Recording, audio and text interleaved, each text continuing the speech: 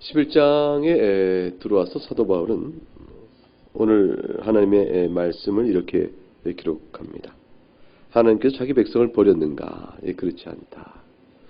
이렇게 허다한 이스라엘 백성이 다 하나님을 떠나고 예수 그리스도 언약의 성취인 그리스도를 배반하고 나갔는데 어찌 이스라엘이 하나님께 버림받았다고 말하지 않을 수 있는가? 그것에 대한 논증은 남은 자를 기억하라는 것이었습니다. 엘리야 시대 때 바알에게 무릎을 꿇지 아니한 7,000명을 하나님 남겨줬다 했으니 로마서 11장 5절 말씀에 이와 같이 지금도 은혜를 따라 택하심을 따라 은혜로 택하심을 따라 남은 자가 있느니라. 그러므로 하나님의 언약은 실수한 것이 아니라, 왜냐하면 하나님의 언약의 궁극적 대상이요 진실한 대상이요 본래적 대상은 하나님 택하신 그의 백성들에게 있는 것이기 때문에 그렇다라는 말씀입니다. 7절에 그래서 그런 즉 어떠하냐 그랬습니다. 이스라엘이 구하는 것을 얻지 못하고 오직 택하심을 입은 자가 얻었고, 그래서 택하심을 입은 자도 역시 이스라엘이죠. 근데 여기서 이스라엘이 구하는 것을 얻지 못했다는 것은 집단적 이스라엘을 의미합니다. 집단적 이스라엘 가운데서 택하심 받은 자들은 개인적 의미에서 이스라엘인 것이고, 집단적 이스라엘이 그것을 얻지 못했다. 그것을 얻지 못했다는 것은 9장 30절과 31절에 나온 대로 의의 법을 따라간 이스라엘은 율법에 이르지 못했다. 오히려 의를 따르지 않은 이방인들이 의를 얻었다는 말씀에서 비롯된 것처럼 율법이 말하는 의를 그들의 율법을 따라 자신이 얻고자 했으나 얻지 못했음을 뜻하고 있습니다. 택하심을 얻은 자들이 얻었다라는 것은 이 택하심 입은 자들은 하나님의 주신 바 된 아브라함의 언약의 본래적 의미를 이해한 자요 율법에 따라 의를 이룰 수 없음을 깨닫고 하나님의 전적인 긍휼로 인해서 약속된 그가 오실 때, 약속된 메시아가 오실 때 비로소 얻을 의를 소망 중에 바라고 하나님의 긍휼 앞에 엎드린 자들이다, 이렇게 볼 수가 있습니다.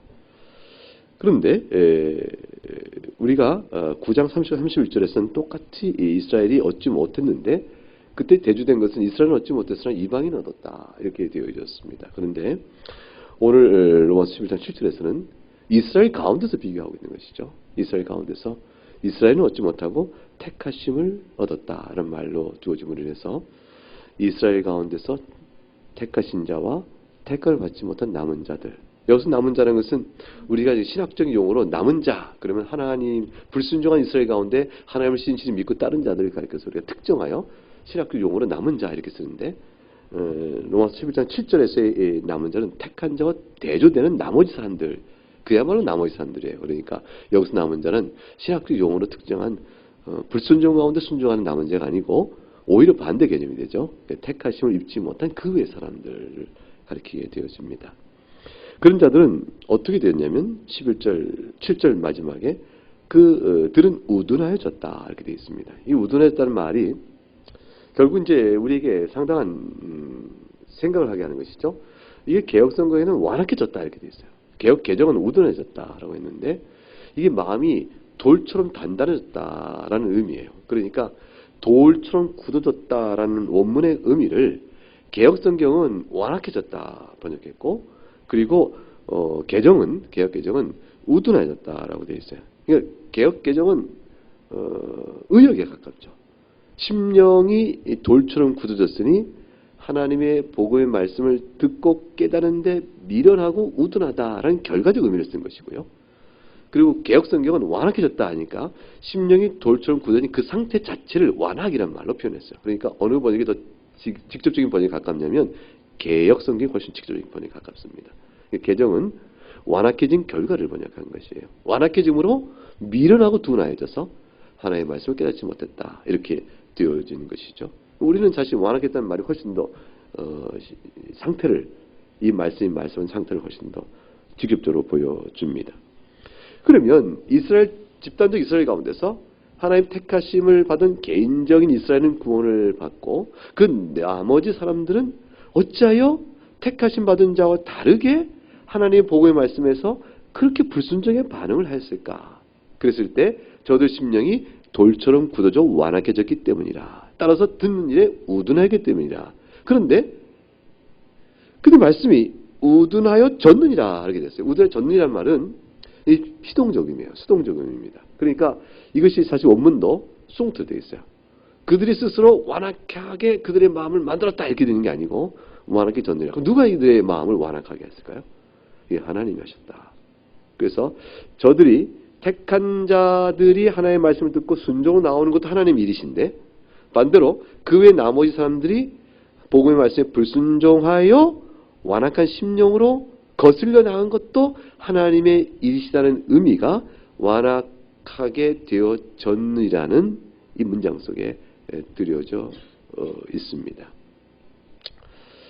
이것은 굉장히 우리에게 이제 신학적으로 생각을 많이 하게 하는 이제 본문의 말씀인데 로마서 9장에서 토기장이 비유해서 하신 말씀을 우리가 생각해 볼 때 토기장에 보게 되면 22절, 21절, 9장 21절과 22절에 만약 하나님이 21절 토기장에 진흙 한 덩이로 하나는 귀 있을 것을 하나는 천 있을 것을 만들 권한이 없느냐. 만약 하나님이 그의 진노를 보이시고 그의 능력을 알게 하고자 하사 멸하기로 준비된 진노의 그릇을 오래 참으시고 관용하시고 또한 영광받게 입으신 그늘의 그릇이래요.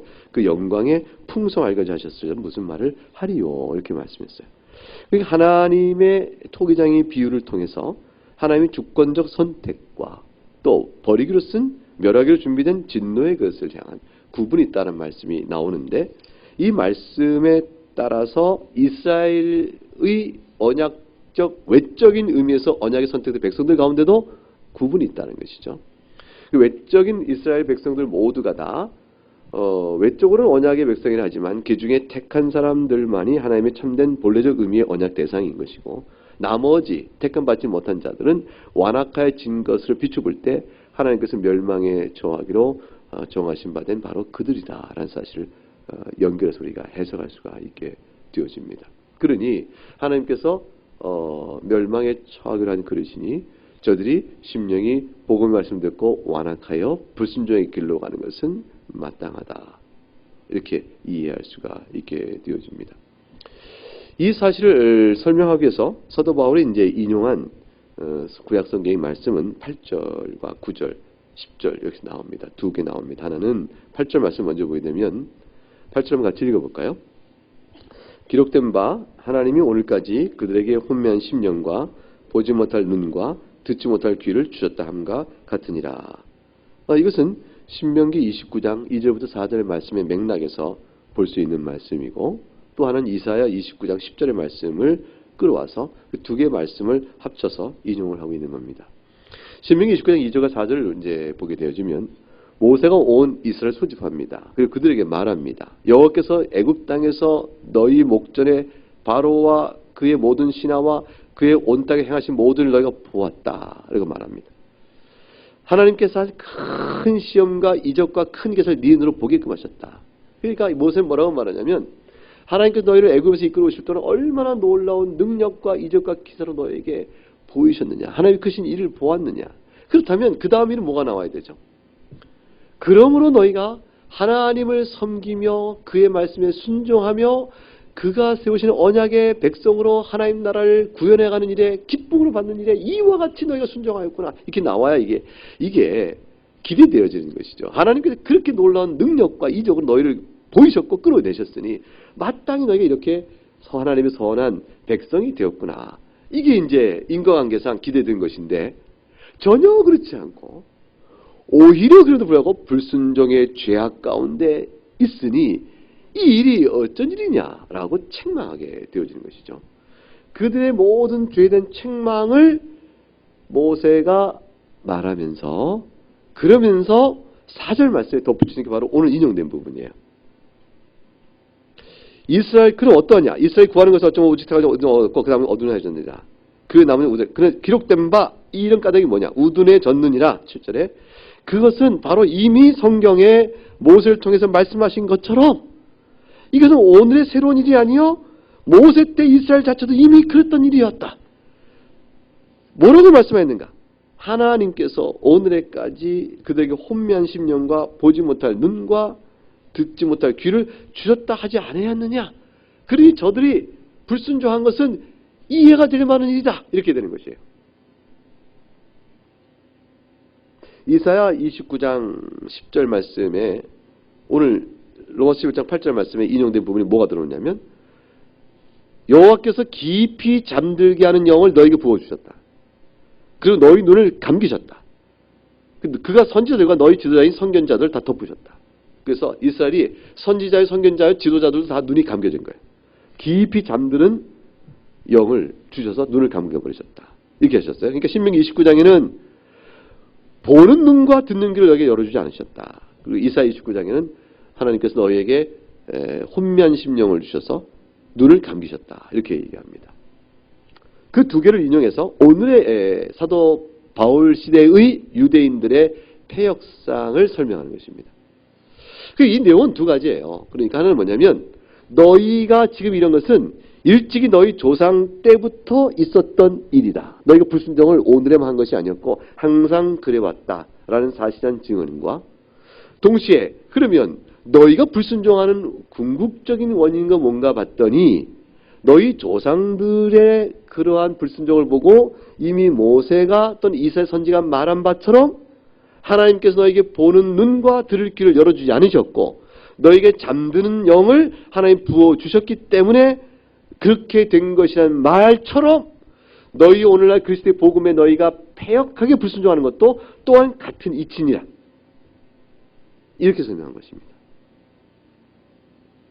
그러면 사도 바울은 여기서 너희가 이렇게 복음에 불순종하는 데에 대한 책임은 너에게 있지 않고 하나님께서 너희에게 그렇게 하셨기 때문에 그렇게 된 것인즉 너희 탓은 아니니라.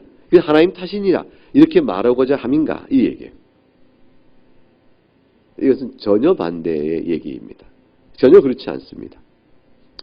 우선 내용 자체를 설명해보죠. 하나님께서 혼미한 영을 주셨다란 말의 뜻이 무엇일까? 오늘 본문에. 이 말은 원문을 그대로 이사야에서 이용된 히브리 원문을 따라서 그 의미를 추적해보게 되면 결국 이런 얘기예요. 아담이 잠들었을 때 아담의 갈빗대 일부, 몸의 일부를 취하여 이제 하와를 하나님 만드십니다. 자, 여러분이 잠들었을 때 여러분 몸의 일부를 탁 하나님 빼서 갈빗단을 뺐다. 몸의 일부 옆구리에서 이렇게 살점을 몸의 일부를 떼는 거죠.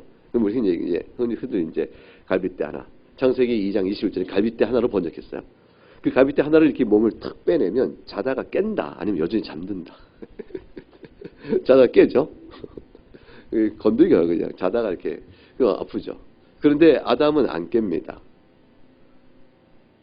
그러니까 몸의 일부의 살과 뼈를 취해도 그 고통을 느껴 깨지 못할 만큼 깊이 잠들어 버리는 상태. 그게 혼미한 심령의 상태를 의미합니다. 이게 이제 주석가들이 이 원문에 쓰여진 용례를 추적하다 보면 재밌는 걸 또 보는데 사울이 다윗을 막 잡으러 추적해요. 추적하다가 사울이 어느 이제 광야에서 진을 치고 잠이 듭니다. 다윗과 함께한 일행들이 가만히 보니까 잠이 들었거든요. 진중에 깊이 들어가 사울은 가장 보호된 지역이 있겠지만 사울까지 들어가도 모두 잠들어서 아무도 침통을 모릅니다. 그러니까 다윗의 부하들이 당장에 하나님께서 지금 사울의 목을 우리에게 주셨습니다.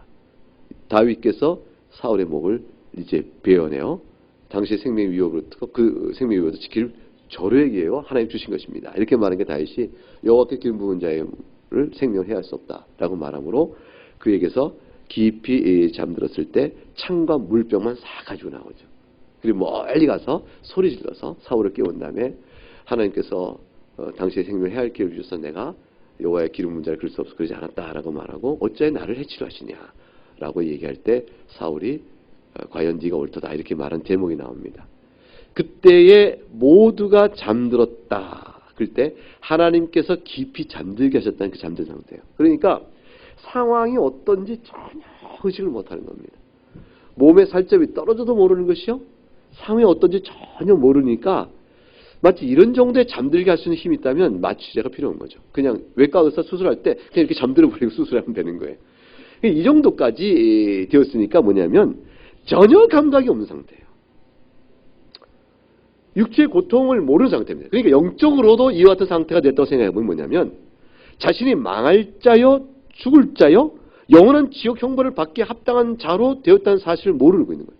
지혜와 분별이 없고 이거를 깨우치기 위하여 그들 상태가 어떤 자고 하나님의 고난과 고통과 심판을 가해도 그 고통과 그 아픔 속에서도 영적인 각성을 할 만큼 영적인 감수성과 깨달음이 없는 상태예요. 그러니까 화인 맞은 자라, 양심에 화인 맞은 자라, 돌같이 굳은 마음을 가진 자라, 이렇게 성경에 목이 굳은 자라, 이마가 단단하다 이렇게 말한 모든 표현들이 이런 상태를 말하는 겁니다. 예수님께서 마태복음 11장 15절과 27절에 그런 얘기하죠. 이 세대를 무엇을 비유할까 그랬어요. 그때 뭐라고 했냐면 장터에 아이들이 앉아서 자기 동물 불러서 우리가 피를 불었다. 그래서 너희가 왜 춤추지 않느냐. 우리가 슬피 울어도 너희가 가슴을 치지 아니한다. 이렇게 말씀한 적이 있어요. 요한이 와서 먹지도 않고 마시지 않으며 그들이 귀신 줬다 말해놓고 인자가 와서 먹고 마시면 너희들이 먹기를 탐하고 포도를 즐기는 사람이라고 말하면서 이 핑계 저 핑계 대며 하나님께서 세례 요한을 보내어 주신 받은 이스라엘 향한 메시지나 인자인 예수께서 오셔서 하나님 나라를 선포하셨으나 하나님 나라 선포된 메시지에 전혀 귀 담아 듣지 않는 자들, 어떤 형태로 이 핑계 저 핑계로 그들이 말씀 앞에 돌아서지 않는 자들, 그러니 그들의 완악함과 그들의 패역함이 마치 고라신 벳세다가 저주가 있을지어다고 선포하면서 두로와 시돈보다 못하다고 그러셨어요. 두로와 시돈은 이방인이었어요.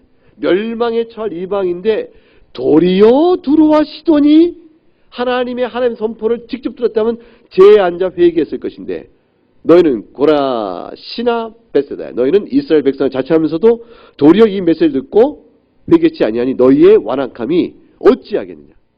그리고 주님께서 책망하셨어요. 그리고 나서 말씀하시기를 올소이다. 소돔 땅이 심판에 너희보다 낫겠습니다. 이렇게 했으니 당시 이스라엘 백성의 영적인 무감각성과 폐역성은 하나님의 영원한 심판의 상징적인 소돔의 그 저주받은 소돔보다 더 악했다라고 말씀할 정도로 폐역했다라고 말씀하는 겁니다. 이게 명목상 교회인데 교회가 영적으로 부패해버려서 회개의 기회를 못 갖는 것과 같다. 명목상 신자인데 신자가 전혀 회개치 않는 것과 같다라고 볼 수가 있습니다. 그래서 주님 말씀하시냐면 천지 주신 아버지여 이것을 지혜롭고 슬기는 자들에게는 감추시고 지혜롭고 슬기로움을 자랑하는 외적인 신자들은 감추시고 도리어 어린아이 나타나심을 감사합니다. 심령이 어린아이처럼 상황에 따라 민감하고 그런 자들은 말씀 앞에 듣는 자들은 오히려 감사합니다. 라고 말씀하시면서 올소이다 이 모든 걸 내게 주셨으니 아버지 외에는 아들을 아는 자가 없고 아들과 또 아들의 소원대로 계시를 받은 자에는 아버지를 아는 자가 없습니다. 라고 말씀하므로 하나님께서 계시의 영을 주시사 눈을 뜨게 할 때 비로소 아는 것입니다. 라고 말합니다. 그러므로 오늘 본문의 내용 속에 내용의 흔적을 보게 되면 결국은 혼미한 심령을 주셨다. 보지 못할 눈과 듣지 못할 귀를 주셨다는 말씀 전체는 결국 이미 예수님 당시의 유대인이었고 바울 시대에 바로 이런 자들이었고 이거는 교회사 속에 항상 있어왔던 구약교회에서 항상 있어왔던 자들이었고 어쩌면 이것은 신약교회에 주님 다시 오실 때까지 교회사 속에도 계속 있는 일이에요. 지금 11장의 내용은 이방인과 이스라엘의 비교가 아니고 명목상 교회 안에서의 구별이에요. 그런 가운데 있었던 이 구별 속에 있는 일들은 하나님의 택정하신 자들은 교회라는 이름에 있다고 해서 다 택정받은 자가 아니라는 사실을 말해주는 것이죠. 그러면 하나님께서 죄를 범하게 하셨는가? 하나님께서 혼미한 심령을 주셨다 하셨으니까 그러신 것인가? 그럴 때에 이 말씀은 신명기 29장 2절과 3절 말씀에 바로와 그 모든 신과 그의 온 땅에 행하신 모든 너희가 보았고 그 시험과 이적과 큰 기사를 네 눈으로 보았다. 그래서 마땅히 순종해야 되지 않겠는가? 그럼에도 불구하고 너희가 불순종하였다. 이렇게 말씀된 내용 속에서 죄에 대한 불순종의 책임을 모세는 하나님께서 너희에게 볼 눈과 들을 귀를 주지 않았다고 말씀하시면서 불구하고 너희가 이미 순종해야 하나 순종 안 했다는 사실은 책망은 같이 해요. 이건 굉장히 중요한 이야기죠. 이사야 아까 29장 13절에 29장에서 하나님께서 너희에게 들을 귀와 어떻게 돼요? 볼 눈을 주지 않았다. 혼미한 심령을 주셨다라고 말씀하셨는데 그 말씀에 바로 이어서 이사야 29장 13절에 가면 뭐라고 하냐면 주께서 이르시되 이 백성이 입으로는 나를 가까이하며 입술로는 나를 공경하나 그들의 마음은 내게서 멀리 떠났다. 이렇게 얘기합니다. 그들이 나를 경외하며 사람의 계명으로 가르칠 뿐이었다. 라고 말씀하시고 그들의 죄악을 책망하십니다. 그래서 우리는 여기 알아둘 게 뭐냐면 아주 중요한 원리를 아는 것이에요. 이 하나님의 백성인 양 자처하나 죄악 가운데 있어 불순종의 생활을 회개치 않냐고 계속하며 그 가운데 있는 자들은 하나님께서 그들에 대한 죄악에 대한 심판을 행하시면서 그들에 대한 죄악된 책임을 그들의 엄격하게 낱낱이도록 책망하시고 심판하십니다. 그러니까 하나님의 심판은 공의로우신 것이에요. 하나님의 심판은 매우 공의로워서 죄 없는 자들 심판하지 않으세요. 그래서 사도 바울은 지금 여기서 택하심을 입은 자가 얻었고 남은 자는 우둔하고 완악하여졌다.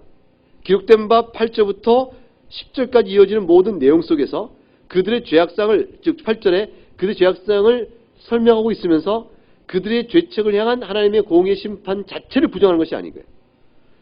이 공의 심판을 행하시는 하나님의 공의로움을 증거하면서도 놀랍게도 신비롭게도 그들이 그렇게 죄악 가운데 행하는 데에는 영원 안에 행하시는 하나님의 어떤 활동이 있다는 사실을 같이 얘기하고 있는 거예요. 그래서 우리에게 주고 있는 말씀은 이겁니다. 시간 역사 안에서 인간이 행하는 죄악된 일에 대한 하나님의 심판은 공의로 적용되어지고, 그리고 시간에 실행되는 모든 일은 하나님의 작정 가운데 있으니 이 죄악이들이 왜 어찌 이 이스라엘 백성이라고 하는 자들이 어찌 이렇게 불순종하는가? 어찌 이렇게 말씀을 들어 불순종할까? 아무리 말해줘도 왜 깨닫지 못할까? 이 소나 말보다도 왜 못할까? 이사야 선지가 그러잖아요. 소나 말도 임자 알고 구유를 찾아온다. 너희는 그렇지 못하는구나. 이렇게 책망하거든요. 그와 같은 소도 임자를 알고 나귀도 주인의 구유를 알지만 너희는 어찌 그보다 못한가? 이 너무 답답한 이스라엘 백성의 폐역성된 땅을 치면서 인간의 죄악에 우리가 몸을 완악함에 심각성을 깨달아요. 그러고 나서 택한 자들에게 눈을 열어주시는 거예요. 하나님께서. 너희도 저와 같았으나 너희가 택함 받아 순종하게 된 것은 이 모든 일의 영원 안에 계신 하나님의 손길 때문이다 하고 글로 눈을 보게 하는 것이에요. 그리고 봤더니 우리도 저처럼 완악한데 하나님 영원 안에서 우리에게는 볼눈을 열어주셨고 들을 길을 열어주심으로 인해서 우리에게서 은혜가 있어진 것이구나. 이걸 깨닫게 되지고, 그러므로 저들은 어찌 완악한가 했더니 저들에게는 우리에게 주신 바된 볼눈과 들을 만한 귀를 저들에게 열어주지 않으셨기 때문에 저렇게 된 것이구나. 이렇게 됨으로 인해서 택함 받은 자들이 하나님의 무궁한 은혜 앞에 엎드리고 찬미케 하시는 거예요. 그러므로 시간 내에 있어서 시간 역사 안에서 저들의 죄악성에 대한 하나님의 심판의 공의성이 무너지는 것이 아니고 오히려 공의로운 하나님께서 우리들에게는 어떻게 이렇게 믿는 마음을 주셨을까 했을 때 저들과는 달리 우리에게 미쳐진 영원 안에서의 하나님의 작정을 들여다보면서 저들의 불순종은 우리와는 달리 들을 귀 주지 아니하시고 볼눈을 열어주지 않으신 그 탓이었구나 생각하며 우리에게는 이걸 주셨기 때문에 우리가 믿게 되는 거구나 이렇게 생각하게 하시는 것이에요. 그러므로 우리 기도가 어떻게 되느냐면 하나님의 공의의 심판을 굳게 바라보면서 이 역사 속에서 복을 회방하는 자들에게 하나님께서 공의로운 심판을 하실 것을 간구하는 내용으로 이어져 가게 됩니다.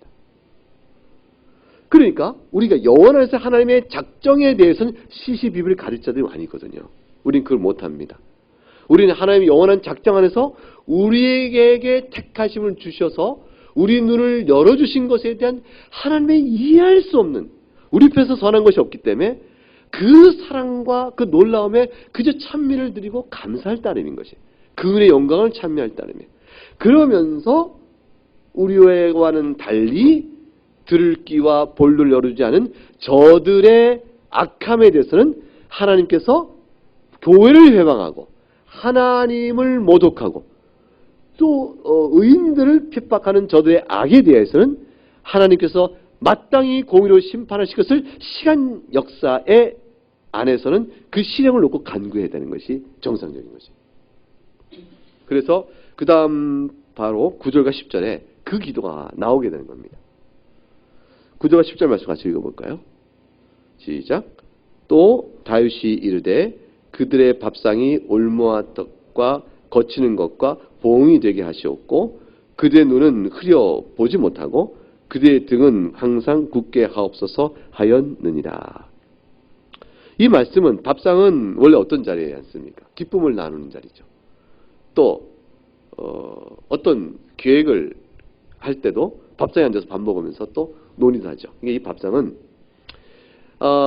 일반적으로는 기쁨의 자리요, 평안의 자리인데 악인들이 기름진 잔치상을 놓고 밥상을 먹고 즐거워할 때 그 악인들의 무리상, 그 밥상에 우리 저주가 있게 앞서 그런 것이. 또는 밥상에 앉아 악인들은 서로 악으로 얻어진 것들을 놓고 배불러 즐겨하며 또 다른 악을 도모하고 꾀하니까 그 밥상의 자리야말로 또 다른 악의 시발점이에요.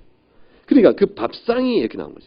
저들의 만족과 기쁨의 자리요, 더 큰 악을 행하여 만족을 얻고자 했던 그들의 자리와 그것이 저들을 오히려 묶는 올무요, 넘어져가는 갇히는 덫이요, 넘어져가는 거치는 것이요, 그들의 오히려 보응이 되게 하시고, 그리고 그들의 눈이 흐려지고 보지 못하고 그들의 눈은 항상 굳게 하심으로, 항상 굳게 하심으로는 이건 시편 69편의 말씀의 인용이거든요. 9절과 10절 다윗이 이르되라는 말씀은 시편 69편 21과 23절의 인용을 바울이 지금 9절과 10절에 갖다 붙인 것이에요.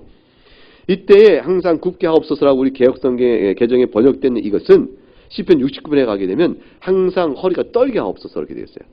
이 원문이 같아요. 떨게 하옵소서, 허리가 미끄러 넘어져 심히 다쳐 그들이 고통 속에 있게 하옵소서.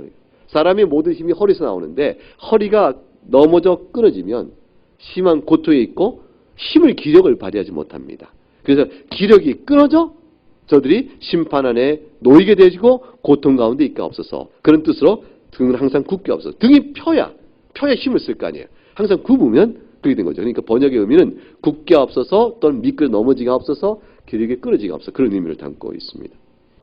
이 다윗이 이렇게 한 것은 시편 69편을 보게 되면 일단 개인적으로 보게 되면요, 까닭도 없이 나를 해하는 악인들을 해서 하나님 공의로운 심판을 해주세요 이런 뜻이에요.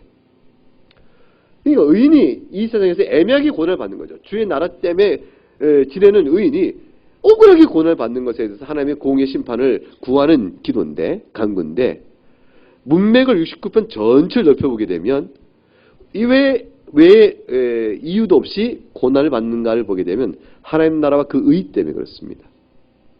그래서 시편 69편 7절부터 보게 되면 내가 주를 위하여 비방을 받았습니다. 그 주를 위하여 비방을 받고 수치가 나의 얼굴을 덮었나이다. 그래서 나는 내 형제인 줄 알았던 교회에서 오히려 객이 되고 내 어머니의 자녀인 형제들에서 낯선 사람이 되고 많았습니다. 이 이스라엘 백성에 당하는 다윗의 고통이에요. 보세요. 다윗이 이스라엘 백성 중에서 사울에게 핍박받고 다윗 신앙 때문에 내 쫓김을 당할 때 다윗은 내 형제여 내가 여호와를 위하여 수고했을 뿐이요 골리앗을 여호와 이름으로 물리쳤고 하나님 앞에 섰을 뿐인데 어째 내가 이스라엘 가운데 이렇게 쫓기는 자가 되었습니까? 그 슬픔과 소외를 얘기하거든요. 바로 그 시편 노래. 그런데 다윗의 노래는 개인적인 억울함을 호상을 넘어서서 하나님 나라 백성을 살아가는데 내가 여기서 핍박을 받습니다. 그 얘기예요. 그러니까 다윗이 말하고 있는 저들의 밥상이 올무와 덕과 거짓과 보응이 되기가 앞서는 것은 개인적 악에 대한 보복을 해달라는 그런 마음이 아니라 하나님 나라를 해치는 자가 마땅히 하나님의 공의 심판에 있을 것입니다라는 얘기예요. 그 시편에 나온 저주의 시선 다 그래요. 시편 속에 보이는 저주의 시편들은 얼핏 보면 개인적 원한을 갚아달라는 것처럼 그래서 도덕적으로 이게 도대체 왜 이럴까 이런 생각이 들 수 있어요. 원수를 사랑하라 했는데 어째요? 저주를 구할까 이런 생각이 듭니다. 원수를 사랑하는 것은 개인적 관계입니다. 그러나 하나님 나라의 의를 해치는 일, 그런 자에 있어서 하나님 나라의 원수가 된 자를 향해서는 하나님의 공의 심판이 이것을 구하는 것 자체가 하나님 나라 백성으로 살아가는 일인 것이죠. 그러니까 개인적인 원수의 보복과 주의 복음을 회망하는 자를 향한 태도는 다른 것입니다. 하나님 나라의 의를 위하여 말하게 되면 시편 69편은 메시아 예언시로 나아갑니다. 시편 69편의 20절과 21절에 가게 되면 한번 보세요. 한번 시편 69편 열어보시기 바랍니다. 시편 69편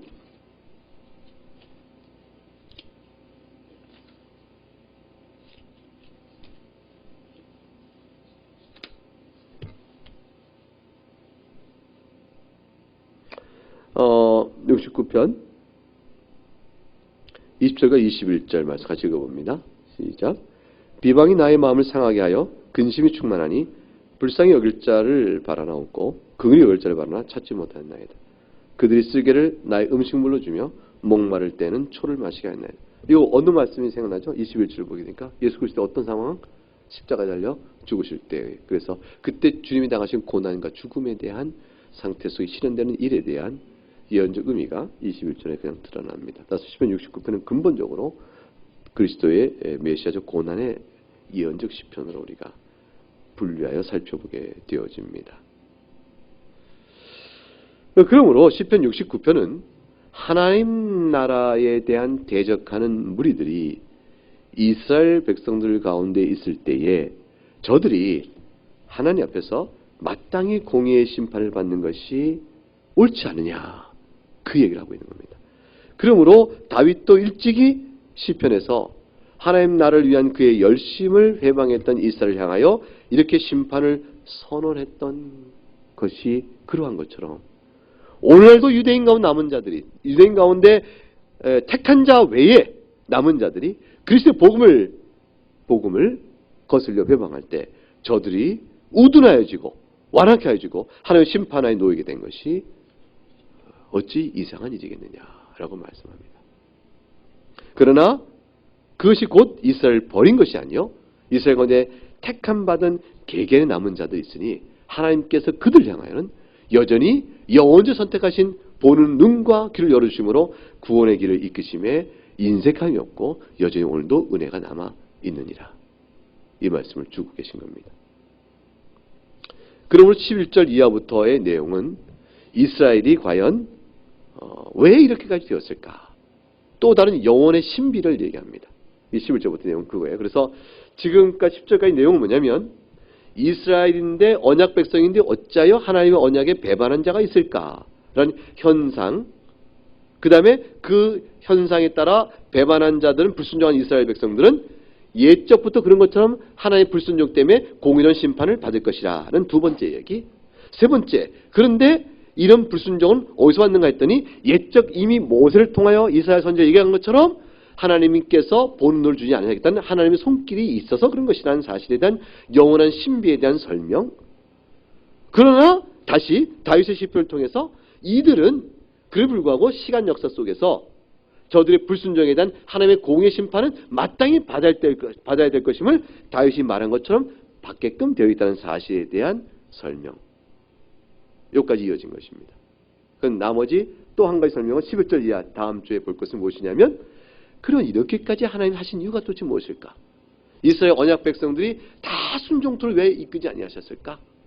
그것은 어떤 뜻이 있을 것인가? 다시 시간의 안에서 하나님의 영원 세계로 들어가 봅니다. 그래서 하나님의 지성소, 영원 안에서 하나님이 작정하신 신비로운 부분을 다시 들여다보는 내용으로 11절 이하가 다시 전개되어 갈 것입니다. 오늘은 여기까지인 것입니다. 오늘 본문을 대하면서 우리는 하나님께 늘 감사해야 됩니다. 그렇구나. 교회 안에는 구약교회도 그렇고 신약교회도 그렇고 주님 다시 오실 때까지 언약 백성이 잤잖아. 그러나 모두가 다 하나님의 말씀을 보고 듣는 귀와 또 부드러운 심령을 가진 것은 아니구나. 근데 우리가 오늘 나그네 교회 교인으로서 이렇게 하나님의 말씀을 경청히 듣고 예배를 기뻐하고 말씀 앞에 들어서고 있다면 우리는 이 놀라운 사실은 영원전을 선택하신 그 은혜로 보는 눈과 귀를 열어주신 하나님의 사랑 때문이구나. 그러나 이 시대에 교회 안에 있으나 불순종과 폐악 가운데 있는 자들이 있다도 너무 놀랄 일은 아니다. 그것은 과거에도 그런 것처럼 그들은 하나님의 공의로 심판하실 것이되 영원전에 그들에게는 보는 눈과 귀를 열어주지 않으셨기 때문에 그러신 것뿐. 그러나 우리에게는 그걸 주셨으니 우리가 더욱더 주님을 감사하고 긍휼의 영광을 찬송하며 믿음 가운데 살아야 할 것이다. 이것을 마음에 결심하고 나가시는 오늘 본문의 교훈이 될 수 있기를 바랍니다. 말씀을 생각하면서 우리 함께 찬송하겠습니다.